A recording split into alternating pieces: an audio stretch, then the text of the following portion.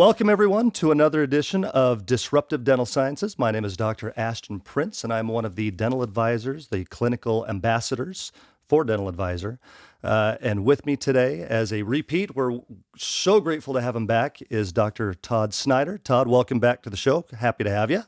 Thanks for having me back, Ashton. Appreciate it. Absolutely. So tell everybody that wasn't a part of the first one, which they should go back and listen to anyway. Tell us who Todd Snyder is. He's a dentist with some crazy ideas. If you go back and listen to the first podcast episode. The Star Trek style of things, which was fantastic. If you haven't listened, you need to. But he's Dr. Snyder. Tell us a little bit about Legion and who you are and what you built over the past number of years of practice. You know, I built a fee-for-service startup scratch office in Southern California beach community. Never took insurance. And so right there you go, the guy's crazy. And I helped co-direct the first ever 2-year graduate program at UCLA, and I've been speaking around the world for the last 30-something years on dentistry, and written a few books or magazine articles and whatnot. We all read in the dental thing, and I've done a fair amount of stuff. I don't like to talk about me much, but I've done a fair amount of things. But I love business, and I love thinking outside the box. Hence, Legion was created because a lot of what we get to speak and talk about inside of dentistry, to some extent, is regulated by, powers that be and continuing education program oversight. So I created Legion to say, hey, we're going to do things different. We're going to talk about real life problems and frustrations and how we can resolve them and what we can do to make life better for us and our patients. Sure. So the biggest issues that we've been having in dentistry, I mean, from a business standpoint, as a coach that you've been now for, how many years with Legion? How long have you been doing this? 6 years now. About 6 years. Okay. Yeah. What is one of the biggest issues, the biggest headaches that you've actually been dealing with? That I deal with, or that you deal with, or that I guess that everybody seems to be dealing with, that you have to help them out with? Yeah. Oh, the first thing is doing the work, being honest. Fair enough. Because a lot of people want stuff, but they aren't willing to put in the time and effort. They have dreams, hope, wishes, aspirations, you name it. But when it comes down to, brass tacks, did you do the work? No. Just keep hoping for it to happen. So when we're telling dentists to do the work, what kind of work are we talking about? We're talking in the chair, we're talking outside the chair. Depends on obviously the goal or creating the goal. What do we want in this world? Why do we want it? Once you write down what that is, how are you going to get it? How are you going to hold yourself accountable every day to make that happen? So whether it's in the operatory, whether it's holding the team accountable, whether it's building the new office out and making sure it's to your specifications, like making sure people are doing their jobs, training, like there's so many things that we miss out on because, as you hit it on the head, we're working in the business as the dentist behind the chair. We're not working on the business, oversight of everything. I've always referred to things as enjoying the journey that you're on, not Definitely. Enjoy being a dentist, but enjoy the journey itself. And that has so many different factors into it. Yeah, it does. And I would dare say that how my life is inside the office, I try and almost separate outside, but it's sometimes hard to do. But to say that you're successful, that's a key question that you can ask yourself. And there's so many differentiating factors that you can say. Am I clinically successful? I mean, have I seen cases come back? Am I financially successful? Am I successful in my relationships? And how am I actually tracking all those things to actually know, am I or am I not? So in your personal coaching, and you're dealing with different dentists and in your own personal life as well, how do you keep track of whether or not your journey is what you want your journey to be? Well, if I could turn this to the side, you'd see a huge whiteboard here. I track a lot of things. I track what I'm doing through software. I track it by visually seeing it in front of me every day via whiteboard here at the house, as well as whiteboards in the office and whiteboards for my employees to see, so we're all on the same page, and for them to be able to also track things via software, so we don't always have to be present for, let's say, the good old-fashioned morning huddle. Sure. Okay, nothing wrong with a huddle, but there's other ways to do it because people may come in at different times of the day and you're with a patient, and so therefore someone misses out on the huddle. But to have something where everyone is always present through some technology makes it ideal. But again, to create goals, to have accountability for each day, each week, each month, each quarter, to basically say, hey, by the end of the year, I'm going to be at X. And so to get there, I can reverse engineer every day leading up to that to make sure I get there. All of these things can be done. But who's willing to do that every day? Absolutely. I have to laugh a little bit when you say that. It keyed in on my wife, who says that she wants to be in bed every night at 10 o'clock. We've got 4 kids in the house still, and when she says she wants to set a goal to being in bed at 10 o'clock, then that's a great goal to have. But what are all of the other things that have to happen beforehand to actually allow for her to be in bed at 10 o'clock? And it's goals are great as long as you set them up correctly. Now, how do we track how we're doing on those goals? Todd, you and I talked a little bit recently about what a CRM actually is. And some people kind of have a skewed idea of what those are. Can you tell me what a CRM is to you? Yeah. So if you think of the practice, it's been known as, I forget who stated, but we have the $1 million filing cabinet, so to speak, or the $1 million computer base, where you've got all these patients sitting in there that are existing patients or potential new patients that have called in or sent in some type of information to become a patient. And they all need some level of treatment, whether it's recall or veneers or crowns, implants, you name it. But you go, okay, well, how do we track and follow up on all these people? And so you're trying to pull stuff out of thin air, out of your software app, and how often do you do that? As opposed to, let's say, having one system that has the ability to track everybody. So it's right in front of you every day. And so you can say, okay, Bob's on there, Stacy's on there, Kevin's on there, all these different people. It shows exactly who's on there and what they need to be, have performed, or that they're a lead, and here's their phone number and their email. You have something to do every day versus just going, well, I'll run a report and maybe I'll call some people. And then if I do call some people, it's a piece of paper where I checked off some things. And then how does that go back into the computer? And so it becomes this amorphous, like, how do I know who to follow up with and who are we actually tracking here? So in business, a CRM is something that businesses use to actually follow all their potential leads from their marketing into becoming an actual customer and what those customers buy and like. And then they have the ability to market it back to those patients more. And so you have this complete system to make a business thrive, which you think of in dentistry, we don't really have. Hardly at all, actually.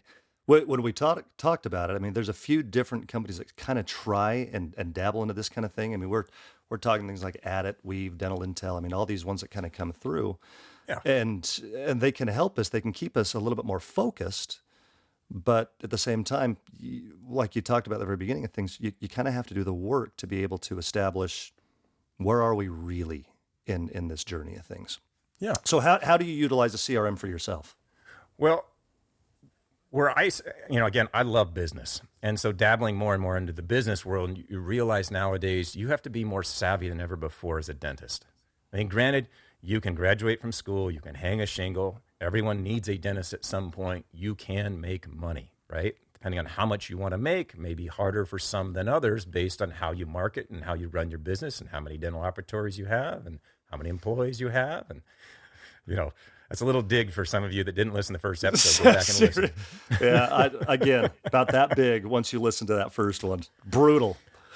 But we know in any business, not just dentistry, but follow-up is horrible in every business. So a customer relationship management tool, a CRM, allows me to have all my patients in one place or all my new patients, whatever it is, where I can instantly see them and I can track how often we're contacting them so that no one ever falls through the cracks.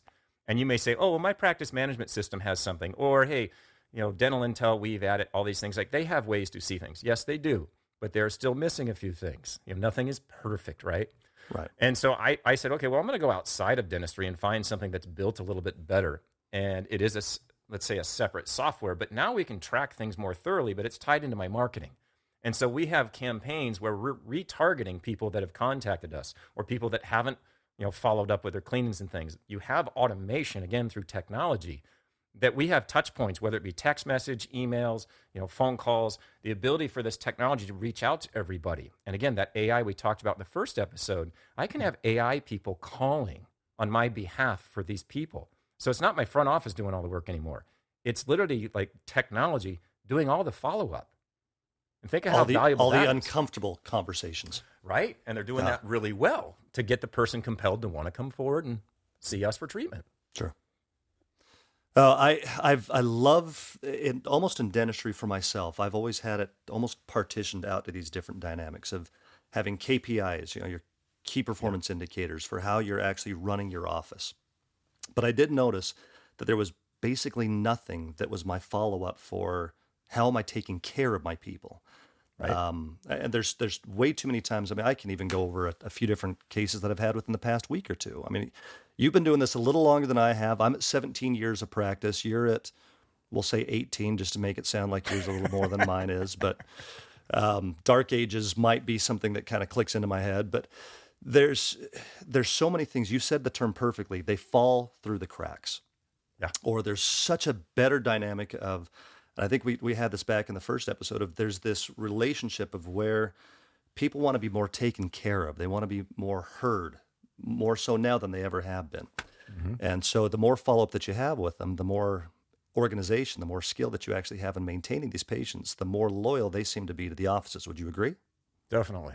And now with more and more of, let's call it the DSO, the large conglomerate, there are definitely patients that are now been exposed to that long enough. They're like, I don't want that. I want to go to an office. I want to see the same person every time. I want to have a relationship. That's one model. Another model is patients that don't care, and they say, well, I just want to go wherever my insurance is accepted. I don't care who I see. I don't care if it's different every time. Fine. There are numerous models. There's not one perfect model. But again, you have to ask yourself what you do and why you do it. And are you happy with what you've chosen? And if not, modify it. Right? So I guess I'll ask the question. If we're trying to find out what or why we do what we do, and we're starting to sit down and we're going over how do I actually, what do I track? How do I first start to track it? What I'd love for those that are listening in to start to understand. Todd, let's break this up for people a little bit. Now, keep in mind, people, this is very, very much off the cuff. So we're kind of going as we're going here. There's no script to this whatsoever. If we're trying to get somebody to go through simple KPIs, Dr. Levine at one point, I remember saying that his key points were profits, revenues, production, overhead, and cash. I believe were the things that you can fairly easily keep track of and know, am I being successful there?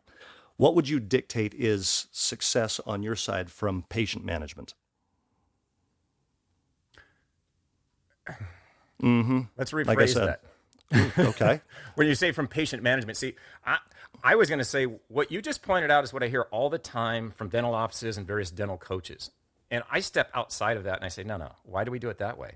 Because that's the way we're trained as dentists. That's what we do. Everything's that's clinical. Why I say, everything is written. Because So, we're dumb. We're trained that way. No, we have nothing else to not. go with. No, I don't want anyone to feel bad. I want to just wake people up and say, look, there's a better way potentially. Then so wake if you us up, think my about man. in business, I call it the Legion trifecta. Shameless plug, right? So if you think about in any business, I don't care who you are, you have to attract. Who are you attracting? Are you attracting everyone and everything from the homeless person to the billionaire? Or are you attracting a specific type of person? And are you attracting for everything? Do you do everything? Or do you want to do specific dentistry? So again, your marketing attraction of who you want and what you want to be offering is important to getting to do more of the business you desire to do. Yeah, and you can turn those dials fairly easily for Totally yourself. can. Yes. Yeah. Yeah. And from there, you have to convert. When someone finds your information, it has to be written in such a way or visually in such a way that it communicates and resonates in a fashion that makes them want to move forward with you. And then once they call the office, that has to be, again, a positive feeling that I want to move forward with this business. And then once they meet you, the dentist or the team, again, that communication has to resonate. Once you've done those two things well, then you finally get to deliver the dentistry that you chose to offer, okay? So when you say KPIs, I'm looking at marketing. What's my return on investment? What is my new patient worth? What's the cost to acquire that new patient? How long does that patient stay in my office? And what is their lifetime value? How many patients do they refer in? And that determines based on that dollar amount, I go, okay, great. If I know what it costs to get that patient, then I'm not afraid to spend money to get a patient. If it costs me $1,000, $1,500 to get one patient, great, I'm going to spend it because I know I make $8,000 or $10,000, let's say, off that patient. And so you say KPI, you're looking at stuff once the patient's already in your office. Mm-hmm. You're missing the big picture here. Attract and convert, not just the deliver. And so if you focus on those, in addition to the great KPIs you have, you're now starting to evaluate the performance of your marketing department, your team, your AI or systems in place, as well as your ability to close deals, do dentistry, and get insurance to pay or the patient to pay, and also looking at, okay, what your overhead is. People worry too much about overhead and trying to minimize that. Like cutting corners and using inferior or cheaper products, I wouldn't worry about that. I would go after saying, how do I produce more? And revenue gets, or not revenue, the overhead gets smaller the more you produce, right? So again, look at top line, not bottom line. I love it. I had to go through and actually look, and I looked at everybody that has a traditional KPI list. And you're exactly right, Todd. There is not one of them, any coaching that was out there whatsoever, that made you think back to actually getting people there to begin with and what your marketing ROI is. And it's a huge factor of it. The dentistry takes care of itself, to be very honest with you, in my own opinion. I mean, if I can get somebody in the chair, I know for myself, I can take care of them well enough that I don't have to worry about them potentially leaving the office. I mean, the relationship I can form with them, that's fairly simple. Yeah. But how are you getting them into the door? How are you actually attracting them to be coming in? And I don't think it's the brand new office. I don't think it's the signage. I don't think it's, maybe it is the Thor hammer that's in the background of what you've got going on there. That might be a big key into why this would actually be something that somebody would want to come in for.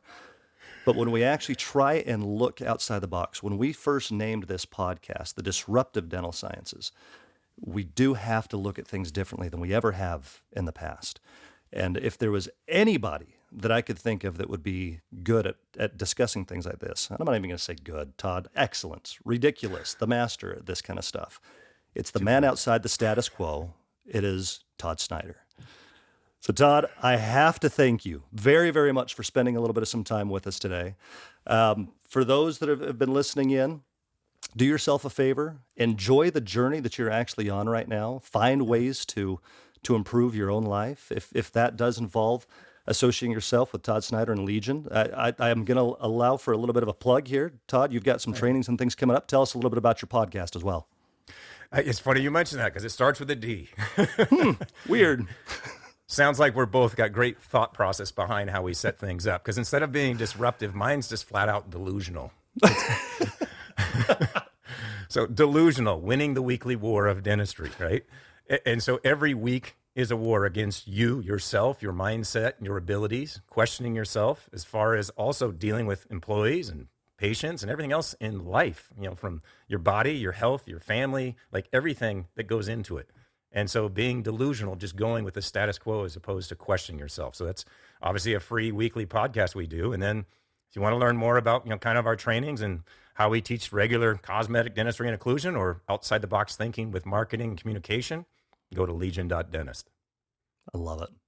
Well, Todd, I think we've kind of talked, we talked to AI on our first episode. We've talked a little bit about more what an appropriate CRM or KPIs or things to be actually tracking are today.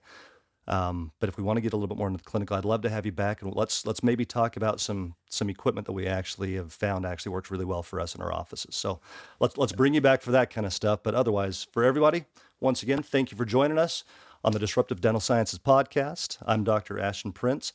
Enjoy your journey, everyone. We'll see you next time. Thanks so much.